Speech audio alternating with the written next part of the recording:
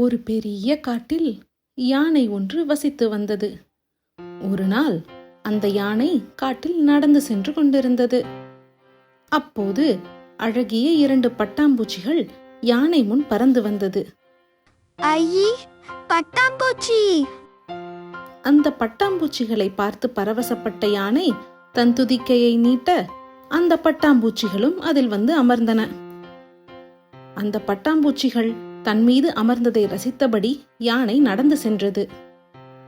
யானையின் கவனம் முழுவதும் பட்டாம்பூச்சிகள் மீது இருந்ததால் தன் முன் இருந்த ஒரு பெரிய ஆழமான குழியை கவனிக்காமல் செல்ல அந்த குழிக்குள் திடீரென்று தவறி தொபுக்கென்று விழுந்துவிட்டது. யாராவது இருக்கிறீர்களா? என்னை காப்பாற்றுங்கள், காப்பாற்றுங்கள்! நான் தவறி வந்து இந்த குழிக்குள் விழுந்து விட்டேன். காப்பாற்றுங்கள், காப்பாற்றுங்கள்! நான் கூக்குரலிடுவது யாருக்காவது கேட்கிறதா? அத்தனை சத்தம் போட்டும் யாரும் யானைக்கு உதவிக்கு வருவதாக தெரியவில்லை. அது தன் முழு பலத்தையும் பயன்படுத்தி வெளியே வர பலமுறை முயன்றும் முடியாமல் போக யானை சோர்ந்து போனது. அப்போது அந்த வழியாக வந்த சிங்கத்திற்கு யானையின் சத்தம் கேட்டு குழிக்குள் எட்டி பார்த்தது. யானையே, குழிக்குள் என்ன செய்து கொண்டிருக்கிறாய்? நான் பட்டாம்பூச்சிகளோடு விளையாடிக் கொண்டே வந்தேனா, அப்போது இங்கே குழி இருப்பது தெரியாமல் தவறி விழுந்து விட்டேன். எவ்வளவோ முயன்றும் என்னால் வெளியே வர முடியவே இல்லை. என் கூக்குரல் உங்களுக்கு மட்டுமே கேட்டிருக்கிறது போல. நான் இங்கிருந்து வெளியே வர நீங்கள்தான் எப்படியாவது உதவி செய்ய வேண்டும். நான் உதவுவதா? உன்னை தூக்கிவிடும் அளவிற்கெல்லாம் எனக்கு பலம் ஏது யானையே?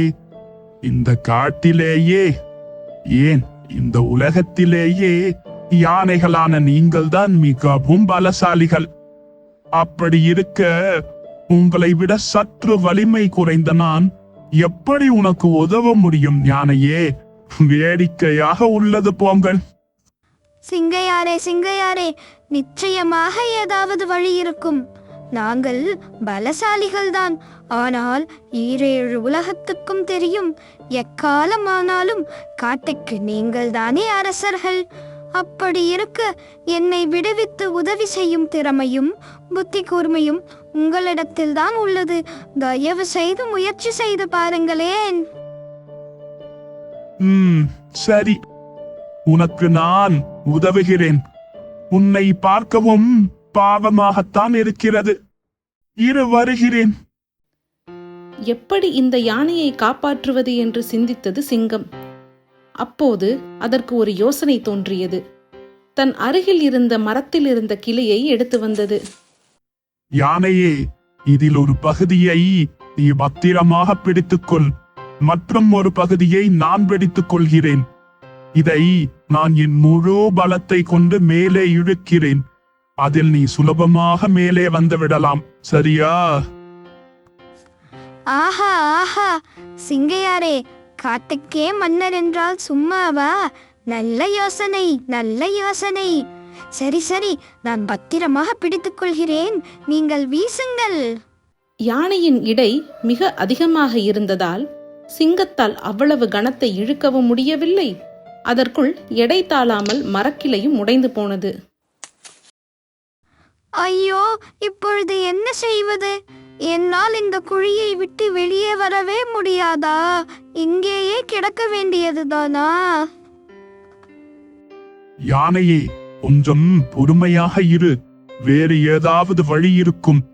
நிதானமாக யோசித்தால் நிச்சயம் வழி பிறக்கும். சிங்கத்தின் அருகில் நிறைய கற்கள் இருந்தன. அதனை பார்த்த சிங்கத்திற்கு ஒரு நல்ல யோசனை தோன்றியது. சரி, எனக்கு ஒரு திட்டம் தோன்றுகிறது. அதை முயற்சி செய்து பார்ப்போம். தன் அருகில் இருந்த அத்தனை கற்களையும் குழிக்குள் தள்ளிவிட்டது சிங்கம்.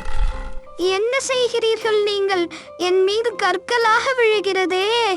நான் இது போல நிறைய கற்களை உள்ளே தள்ளிவிடுகிறேன். கற்கள் தேவையான உயரம் நிரம்பியவுடன் நீ சுலபமாக அதன் மேலே ஏறி வந்து விடலாம். சிங்கம் அருகில் இருந்த கற்களை உள்ளே தள்ளிவிடத் தொடங்கியது. சிறிது நேரத்தில் குழியின் ஒரு பகுதி கற்களால் நிரம்பிவிட்டது. இப்பொழுது மெதுவாக கற்களின் மேலே ஏறி வா. யானை இப்பொழுது சுலபமாக ஏறி வெளியே வந்தது. சிங்கையாரே, சாதுரியமாக சிந்தித்து நான் வெளியே வர உதவி புரிந்தீர்கள். இந்த உதவியை என் வாழ்நாள் முழுவதும் நான் மறக்கவே மாட்டேன். மிக்க நன்றி. இனிமேலாவது கவனத்துடன் பாதையை பார்த்து நடந்து செல்ல வேண்டும். எப்போதும் நம்மை வந்து காப்பாற்ற யாராவது இருப்பார்கள் என்று நினைக்க கூடாது. சரி, இனிமேல் கவனமாக செல்கிறேன். எத்தனை பிரச்சனைகள் வந்தாலும் நிதானமாகவும் சாதுரியமாகவும் யோசித்தால் வெற்றி நிச்சயம். மற்றும் பலம் என்பது உருவத்தில் மட்டுமில்லை, சிந்தனையிலும் இருக்கிறது என்பதை இருவரும் அன்று உணர்ந்தார்கள்.